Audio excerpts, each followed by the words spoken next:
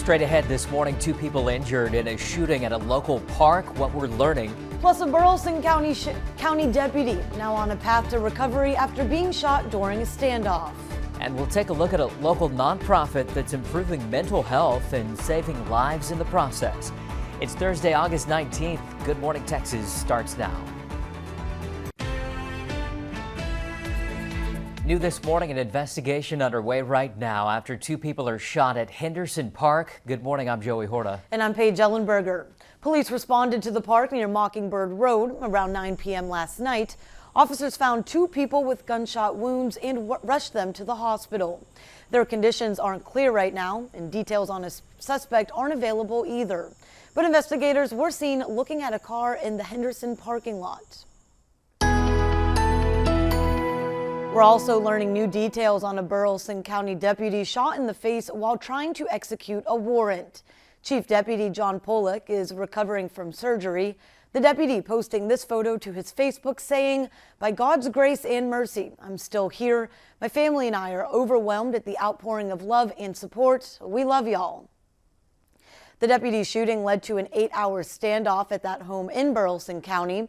The suspect has been identified as James Smith.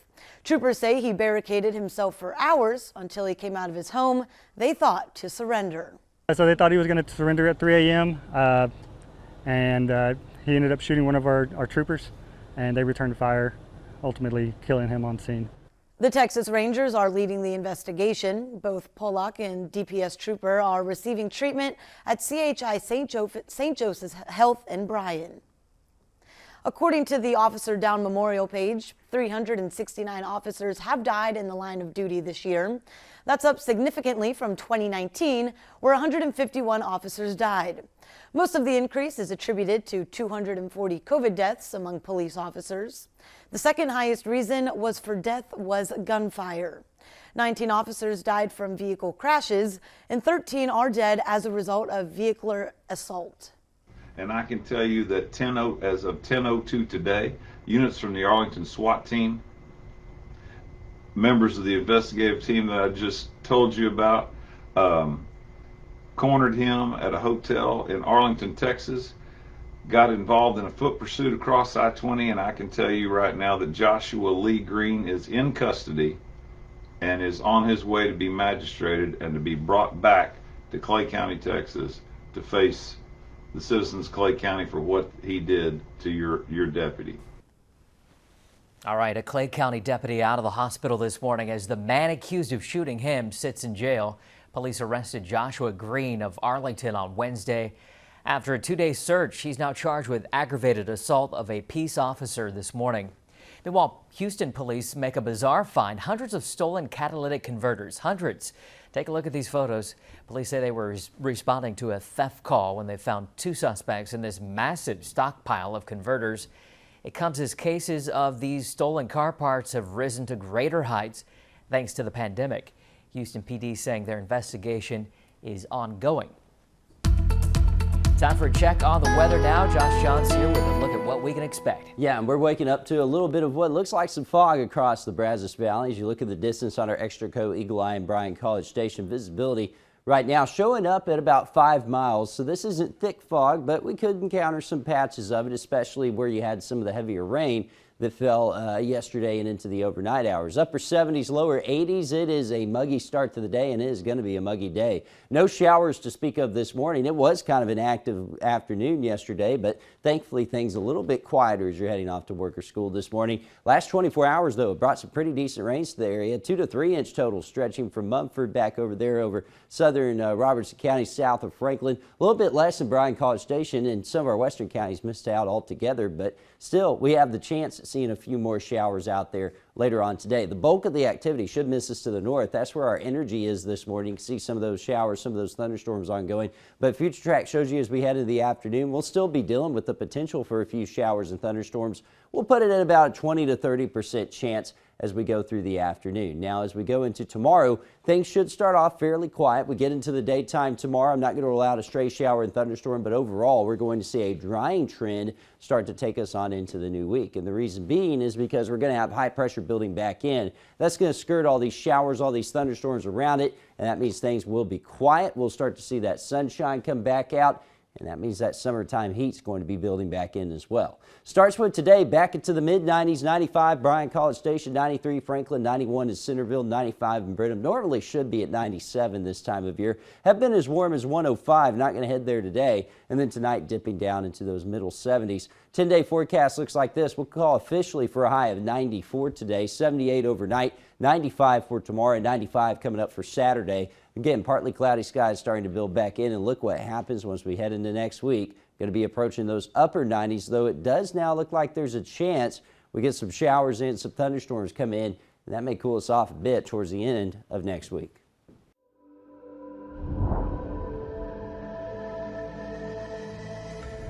Like the uncertainty surrounding Afghanistan's future, the rows of tents and displacement camps in Kabul are rapidly growing. This footage, captured exclusively for Newsy, shows crowding conditions. Since the beginning of the year, more than 550,000 Afghans have been internally displaced as a result of conflict and insecurity. Seeking shelter in these camps are Afghans from every corner of the country.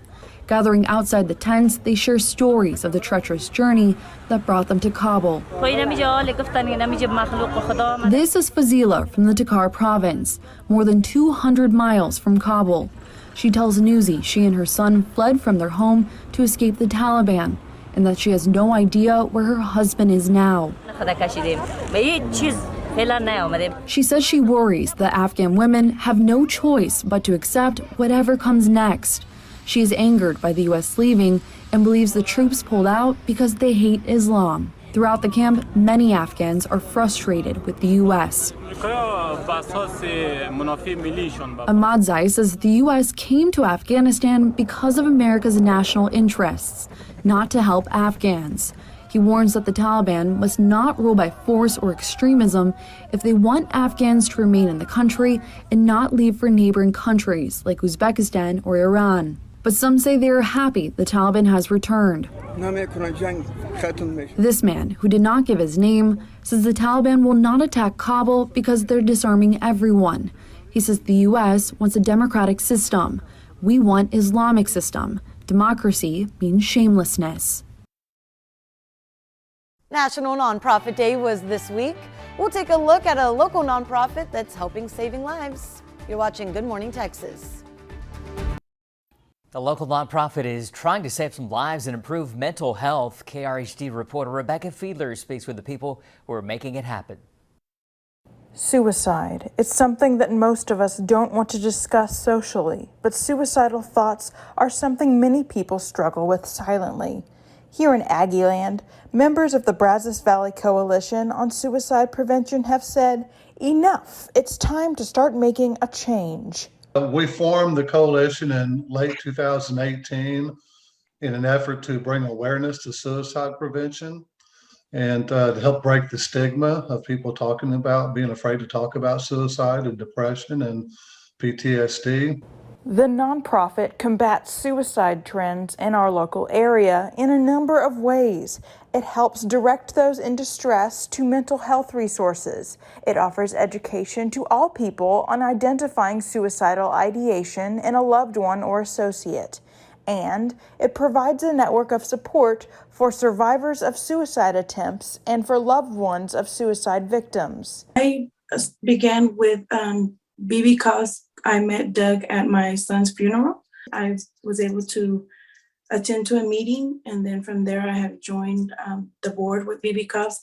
I joined Doug as well as a peer support group meetings that we have. I'm able to talk about how suicide has affected my family. The coalition hosts monthly peer support meetings along with numerous other events. In 2 weeks, from 6 to 8 p.m. on September 1st, the group will host an open event for the public at Promises Brazos Valley for anyone affected by suicide or depression. Reporting in the Brazos Valley, Rebecca Fiedler, KRHD News. According to the state health department, 6 Texans die every day from suicide. Nearly 30 hospitalizations for suicide attempts happen every day in the state. Suicide is the 11th leading cause of death here in Texas. It disproportionately affects white men and the elderly. The average estimated medical cost of hospitalizations for suicide attempts is nearly $9,000 per patient. That's almost $100 million a year. And if you or someone you know is having suicidal thoughts or just needs help to prevent suicide, this is the National Suicide Prevention Lifeline. The Lifeline is free, confidential, and it's open 24/7. For more information, go to suicidepreventionlifeline.org. Meanwhile, a Texas A&M cybersecurity summer camp just held its first all-female class. The Computing Academy gives these students knowledge they can utilize in many ways. KRHD News reporter Brittany Dufresne is here to explain. Brittany, good morning. Good morning, Joey and Paige. Students are given a hands-on experience and a wide range of skills to set them apart in the workforce. Not only do they learn about all things cybersecurity, but also foreign languages and leadership skills. This summer camp makes the world of cybersecurity enjoyable. Professor John Romero says he puts the fun in cybersecurity fundamentals. He witnessed a need for the cybersecurity workforce. He jumped into action to provide a summer computing class for our future leaders. This need is even more apparent this year than ever before. Earlier this year, the Lone Star State experienced a massive ransomware attack impacting an American oil pipeline. We need to teach these students an offense and a defense of cybersecurity so that they can protect our nation and protect our values here in the United States. So yes, this program is perfect for that. Hopefully I would like to be in the military and do cybersecurity in the military, in any branch, possibly the Air Force like John Romero. He really helped me decide what I would like to do. Instructor John Romero has sparked a light in his campers like Lorelei Niemeyer to think outside the box for her future career opportunities. And to say, according to PurpleSec, ransomware will be and continue to be the #1 cybersecurity threat. In Bryan, Brittany Dufresne, KRHD News. And radar is quiet now, but we may see some showers, some thunderstorms this afternoon. I'll have your forecasts coming up. Today's a day to celebrate one of America's favorite staples, potatoes. Thursday is National Potato Day. And did you know around 44 billion pounds of potatoes are harvested in the U.S. every year? They're not just tasty, they're also good for you, as long as they're not deep fried. They're loaded with important vitamins and minerals like vitamin C, potassium, and iron. That one looks like a heart. Mariah Carey is honoring her heritage now with her latest non-musical endeavor. The music icon has launched her own line of Irish whiskey. It's called Black Irish. The brand pays tribute to her biracial lineage. The bottle design includes the singer's initials and her signature butterfly. Black Irish is already available in some stores now, and it comes in 3 varieties: original Irish cream, salted caramel, and white chocolate. So a new drink to try out, guys.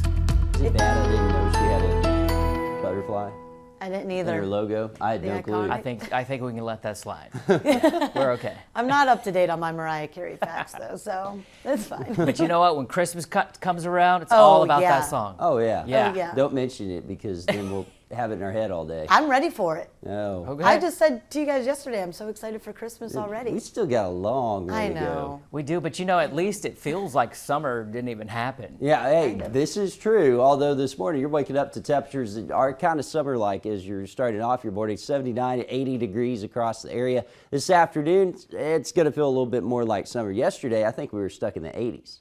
And today we're going to get into the mid-90s this afternoon. So things are going to feel a little bit warmer out there. And with all the rain we had, that humidity is going to be high. So it's going to be one of those muggy, one of those sticky days outside that you need to plan for. Radar shows you we are quiet this morning. No showers, no thunderstorms to speak of. We had some pretty heavy rain in spots yesterday, 2 to 3 inches just north of town. That continued up into Leon, Madison County as well, where you had some severe thunderstorm warnings earlier. Now all the showers, the thunderstorms, they're over North Texas, back over towards Dallas, Fort Worth, and Texoma, also towards Texarkana. What we'll be watching is to see what happens to our south, because that can kind of pivot in. I think this afternoon we will at least see the chance for a few showers and thunderstorms out there. I'll put about a 20 to 30% chance coming up in the afternoon. Then we get into the daytime tomorrow. And I think tomorrow we'll have even less of a chance, about a 20% chance tomorrow as we get drier air working in. That drier air will start to build in, especially as we head into the weekend. High pressure is going to take back over. All those showers, all those thunderstorms are going to be pivoting around us, and that means that things will stay quiet here in our neck of the woods, and we'll get the heat to build back in. 95 in Hearn today, Bryan College Station, Summerville, 95 in Brenham. Some areas to the north may be a little cooler, 93 to 91, Franklin to Centerville. Normally should be at 97 this time of year. Our record 105 in 1893. And then tonight we dip down to the mid-70s on the way. 75 Bryan College Station, 72 in Centerville, and 75 also in Brenham. 10-day forecast looks like this. 94 with 30% chance of rain today. South winds at about 15 miles per hour. Will start to dry out tomorrow. 95 tomorrow, 95 coming up on Saturday. Rest of the 10-day forecast takes us into the upper 90s as we head into next week. And then by the end of next week, we'll get some small rain chances to work in here, and that'll bring our temperatures back down to the mid-90s. But still, going to be feeling a lot more like summer as we head into next week. All right. Looks good today for that. We'll like it. All right. Good. Josh, thanks. Stick around. Good Morning Texas. We'll be right back. As chaos continues to unfold in Afghanistan, a local expert is weighing in on the Taliban's takeover. Plus, Governor Abbott's mask mandate ban is now at the center of a federal lawsuit. We're looking into it. And the Biden administration says it's going after states trying to ban universal masking in schools. It's Thursday, August 19th. Good Morning Texas continues right now. Chaos is unfolding in Afghanistan as dangerous scenes play out near the Kabul airport. Good morning, I'm Joey Horta. And I'm Paige Ellenberger. President Biden saying he's prepared to keep U.S. troops in Kabul until every American is out. U.S. officials saying while the inside of Kabul's airport is secure, the outside is a completely different picture. As thousands of Afghans try to leave, members of the Taliban fire shots into the crowd, beating men, women, and children. The Taliban ignoring media accreditation and forcing an ABC News crew back into their cars. We're foreigners. We've got an armored vehicle. We can get out of here. But those people desperate to leave the country, they have to face that just to get through to the military side of the airport, even if they have permission to leave. As many as 15,000 Americans and at least 65,000 Afghans are desperately trying to get out. But in an email to U.S. nationals, the federal government says it can't ensure safe passage to the airport. And while much of the world continues to watch the situation unfold in Afghanistan, an international affairs expert weighs in on the quick takeover of the country. Professor Gregory Gause, an expert on international politics in the Middle East, claims it's because the Afghan army lacked confidence in political authorities. Afghan soldiers were not receiving payment, and corruption within the army and government contributed to the Taliban's takeover. Afghanistan's a difficult place to govern. Historically, governments have tended to be decentralized, not to have, really kind of ironclad control over every part of the country. And I think it's been clear for a decade, if not more, that the government that we were supporting in Afghanistan was not one that was going to be able to stand on its own. He also adds he believes there's a high probability that things could become a lot worse for Afghan women in the coming weeks. A new analysis says since heading back to school, Houston area districts have seen a drastic rise in COVID cases in just 2 days. The analysis of TEA data by KTRK shows nearly 3,000 active COVID cases were reported among students and staff on Wednesday. That's a 40% increase among districts with at least 2 days of reporting. 2/3 of those cases are among students, the rest are staff. A Houston area school district starting school today with masks as part of its dress code. Texas City ISD has added masks to the district dress code as a way of getting around legal hurdles that the governor's mask mandate ban has put into place. Students and staff are required to wear masks on campus and inside buildings. It's not a mandate, but a requirement, just like rules are for haircuts or the length of a skirt. The governor's mask mandate ban now at the center of a federal lawsuit. Disability Rights Texas is an advocacy group for those with disabilities. The group is suing the governor and TEA Commissioner Mike Morath on behalf of 14 kids and their families. The lawsuit says the ban puts the lives of these students at risk, violating their rights. The TEA Commissioner recently visited College Station, commenting on masks and student safety. We had classrooms open all year long last year, and in various parts of the state you saw normal sized classrooms, you saw varying masking practices, and you saw extremely low incidence of any kind of school-based spread of COVID.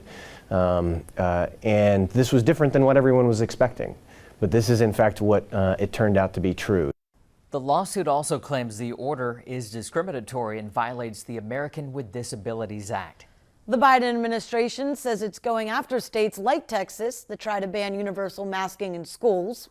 The president announcing Wednesday he's directing the Secretary of Education to use federal authority, including potential legal action against governors who block school mask mandates. Some politicians are trying to turn public safety measures, that is children wearing masks in school, into political disputes for their own political gain.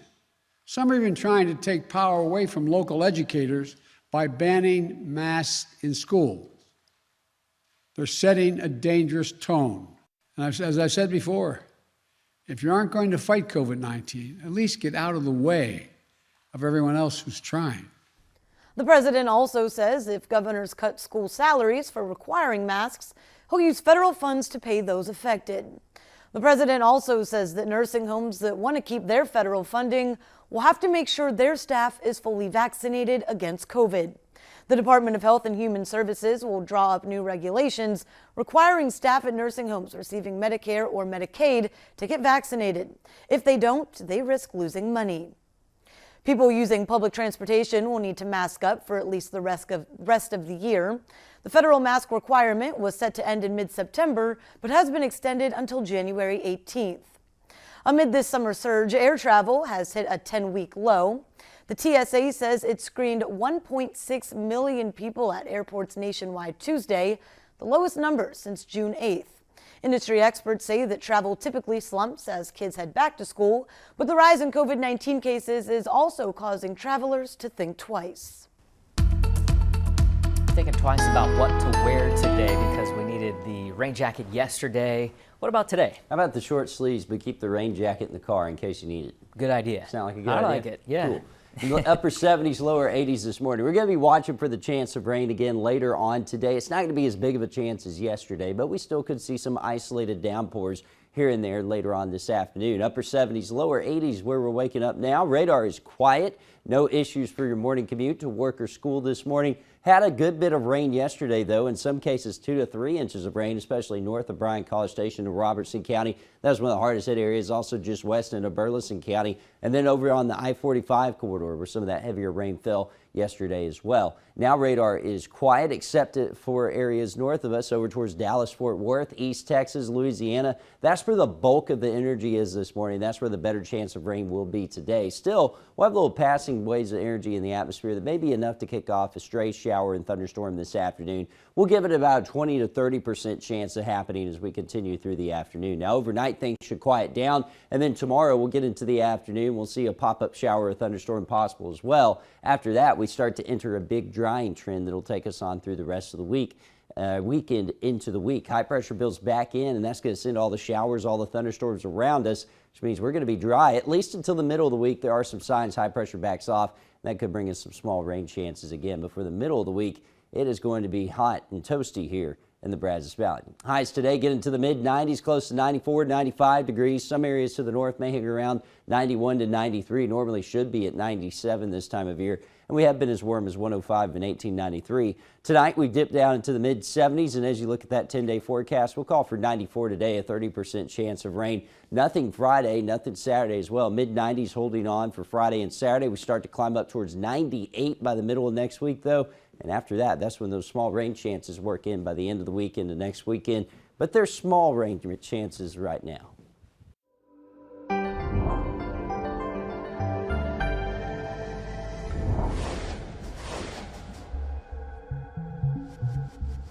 If you're feeling conflicted about sending your kids back to school, you're not alone.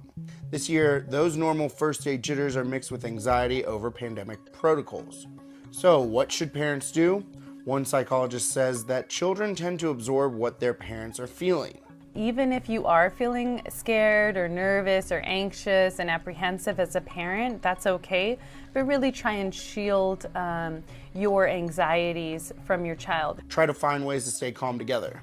Something as simple as taking a breath. If they can also see your face, relaxing, maybe holding their hand, looking at them in the eyes, getting close to them, that connection is so important. Younger students may also experience some separation anxiety, so getting back into a routine is crucial. Getting a great amount of sleep, an ideal bedtime routine and a morning routine so that they know what to expect and their body's winding down. Taking electronics away in that hour before bedtime so that our mind isn't overly stimulated right before we go to sleep. Huge things for our littles.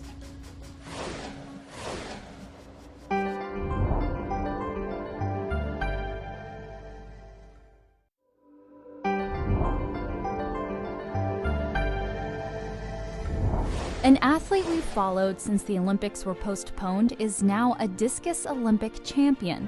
VALARIE ALLMAN and her coach explain how their journey came full circle.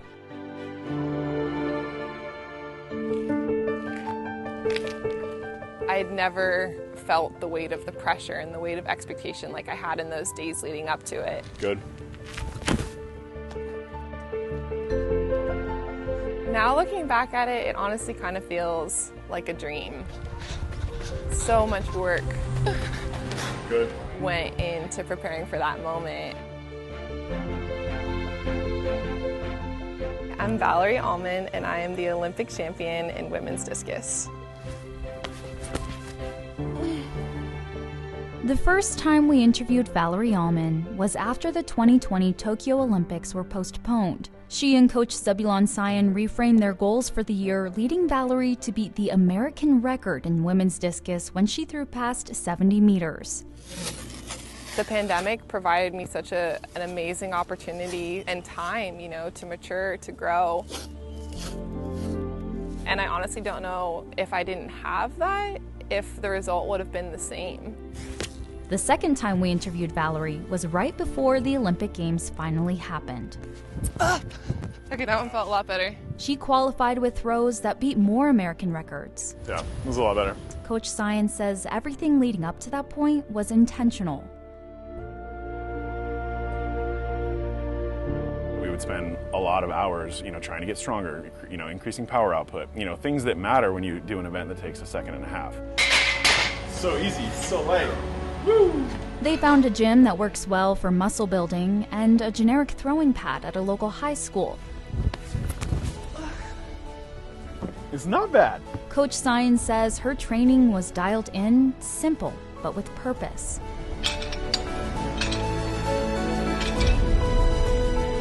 Her body was ready for elite competitions. The next challenge was overcoming the mental battle and maintaining composure through the world's most famous sports competition. Every day at training, either before or at the end or sometimes randomly, I just bring it up in the middle of training. I would have her tell me that she was capable of winning, that she deserved to win, and that she would win. I feel so thankful to have been in this journey with Coach Sayan. There's so many moments where doubt and uncertainty easily could have got the best of me.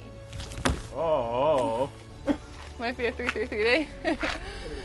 But having someone that has been in it with me every step of the way has been so positive and conveyed a belief, right, of seeing things that he thought were capable long before I ever saw them in myself. Coach says he knew when she beat the American record last year that she could go for the gold at the next Olympics. She's so driven, it's incredible, and that allows her to make choices that are difficult to make, but they also yield the best result. To me, the gold medal symbolizes dedication, sacrifice, the ability to dream. She was capable of winning, she deserved to win, and she did win. It came true. I did win. I can't believe it. I actually can't believe it. Yeah, I'm just trying to do it right by you, you know what I mean? Make sure we're set up nice. Now, in the middle of discus throwing season, they get back to work with more international competitions on the way.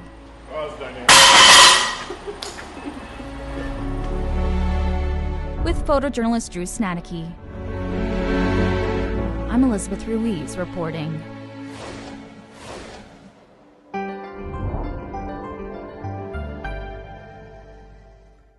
Coming up, with students returning to school this week, TxDOT reminding you to be safe on the roads. Latest on their new campaign. You're watching Good Morning Texas.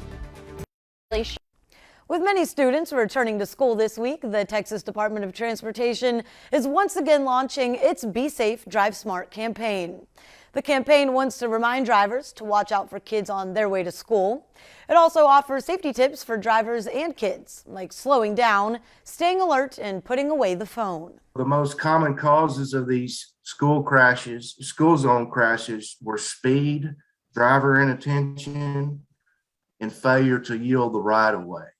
And so we're just asking everyone that as the kids, some kids have already started back to school, some are going this week, and others will be starting next week. And we're asking everybody to please pay attention. In 2020, there were more than 1,200 school zone crashes here in Texas, resulting in 11 people seriously injured. There were 0 fatalities. Researchers at Texas A&M AgriLife exploring insect farming now to address global concerns, thanks to a nearly $2.2 million grant. Agriculture and life sciences experts at the university are hoping to farm insect species like crickets to cut down on climate change, as well as strengthen the food supply chain. And they want to reduce the demand on corn-based feed and use insect protein in feeds for livestock, poultry and fish hatcheries instead. And all we're doing is really focusing on the model that Mother Nature has provided us, and that's this idea of how to be completely efficient with those resources. So what this center will do is really promote the diversification of the agricultural sector and allow us to be more efficient with those resources. And the beauty of it is that if you're farming these insects, you can have facilities that can produce tonnage of insect-based protein a day. Along with Texas A&M, scientists from schools across the country will also be collaborating in this venture. For the first time now, there is a summer computing academy with an all-female class at Texas A&M. KRHD News reporter Brittany DeFran shows us how this summer camp is shaping the leaders of tomorrow. Brittany, good morning. Good morning, Joey and Paige. This summer camp is offered to 7th graders to graduating seniors, but for the first time, the International Leadership of Texas partnered with the university to offer 60 students with this unique opportunity. This summer camp makes the world of cybersecurity enjoyable. Well, we call this camp the Cybersecurity Fundamentals with capital Fund. Setting students up for success while teaching them to think outside the box for their future. It doesn't really matter what they do for a living, though, because cybersecurity affects everyone. There was a need for a cybersecurity workforce, and we need to start as young as possible, and so we started targeting high school students. This need is even more apparent this year than ever before. Earlier this year, the Lone Star State experienced a massive ransomware attack impacting an American oil pipeline. We need to teach these students an offense and a defense of cybersecurity so that they can protect our nation and protect our values here in the United States. So yes, this program is perfect for that. The camp not only taught the fundamentals of the Internet of Things, but also foreign languages as well as leadership skills. It will help me work together with other people and communicate better and be a team member. These skills will set students apart in the workforce. Instructor John Romero has sparked a light in his campers. Hopefully I would like to be in the military and do cybersecurity in the military, in any branch, possibly the Air Force like John Romero. He really helped me decide what I like to do. Giving students the tools to learn hands-on. This is a pretty important tool. And then of course the students learned everything dealing with the Raspberry Pi, including the operating system, which is Linux, which is running 99% of the internet. According to Burning Glass Technologies, 82% of middle-class jobs now require a digital skill set. No matter what industry you are in, technology is at the forefront of all we do. In Bryan, Brittany DeFran, KRHD News.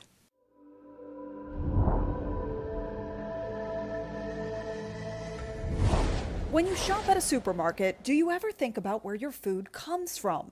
A growing number of farmers are counting on you to be curious enough to find out and pay them a visit in the process. So-called agritourism is fast becoming an important part of the bottom line for farms across the country.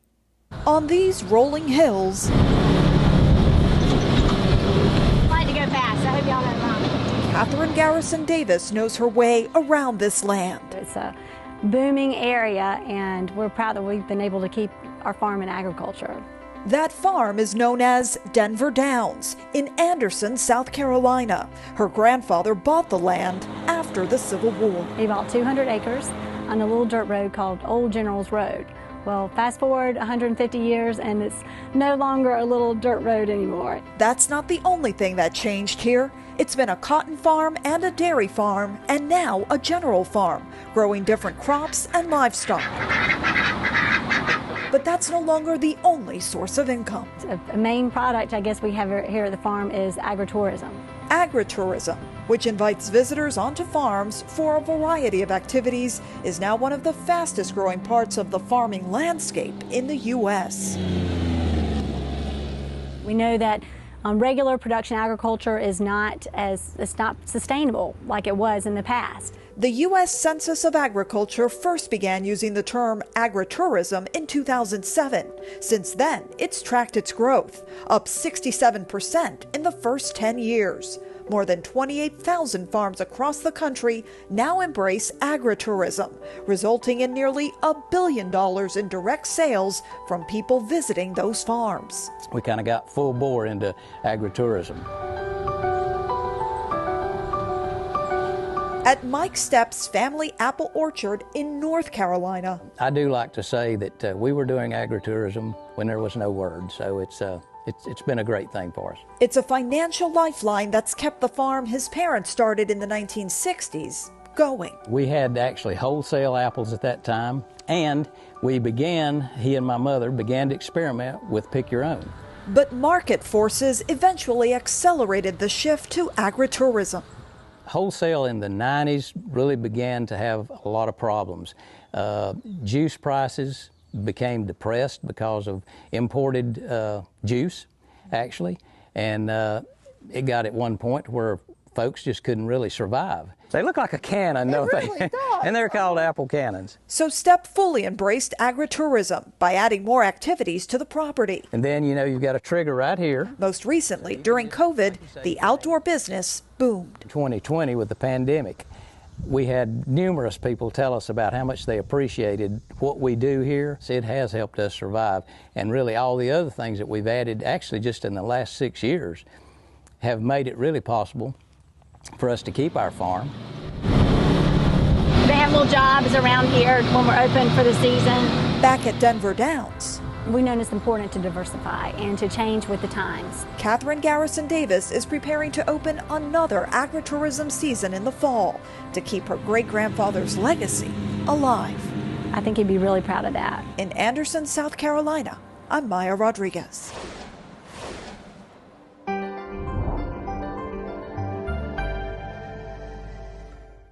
Radar is quiet right now, but we'll see some thunderstorms this afternoon. I'll have your forecast coming up. Welcome back to Good Morning Texas here on this Thursday. As we're heading closer and closer to that weekend, things are really going to start to ramp up as far as the heat's concerned. We've had a nice little break from the showers, the thunderstorms, from the heat because of showers and thunderstorms rather on the last few days, and now we're going to have to get back into that summer heat going on into the weekend. This morning, it's just warm and muggy, upper 70s, lower 80s out there right now across the Brazos Valley. Radar is quiet, so no issues for your morning commute, but it is going to feel kind of muggy, kind of sticky as we continue through the rest of the day with that humidity on the higher side. Did have quite a bit of rain yesterday, though, especially north of Bryan College Station, where you had 2 to 3 inches of rain. Southern Robertson County stretching out into Leon, Madison, Parts of Grimes County as well saw that heaviest rain. Some of our western counties missed out altogether, but we'll still have a shot at least of an isolated to scattered shower or thunderstorm later on this afternoon. Radar is quiet here locally, but look at those showers, those thunderstorms up over the northern part of the state and over towards Louisiana. That's where more of that energy is in place, and that's why a lot of our shower chances are going to be dwindling this afternoon. But still, we'll keep the chance for an isolated shower and a rumble of thunder going through the rest of the day. Notice it's not very big in coverage, though. We'll just have the potential for a pop-up shower or downpour as we go through the rest of the afternoon. Otherwise, going to stay warm, going to stay muggy. We'll see temperatures get back in the mid-90s, and those southeast winds continue to bring in that Gulf moisture. Now, as we go into tomorrow, things will be a little quieter, but by the afternoon, could once again see a shower or a thunderstorm or two. Chance of rain for tomorrow, less than 20%. Future track shows you high pressure will start to build in after that. That's going to send showers, thunderstorms around us as we go into the weekend and the start of the new week. But by the time we head into the middle of the week, that's when we'll see more shower, thunderstorm activity try to build back in as that high contracts back to the west some. Mid-90s on the way for today. We'll officially call for a high of 94 with a 30% chance of rain. 95 tomorrow and Saturday. Going to be kind of warm this weekend, 95 to 96. But then next week, back up towards 97 to 98, at least until those small rain chances can work back in by the end of the week. Looks good, Josh. Thanks for waking up with us, folks. We're always online at krhdnews.com. And on our mobile app. Thanks for waking up with us. Have a great rest of your Thursday.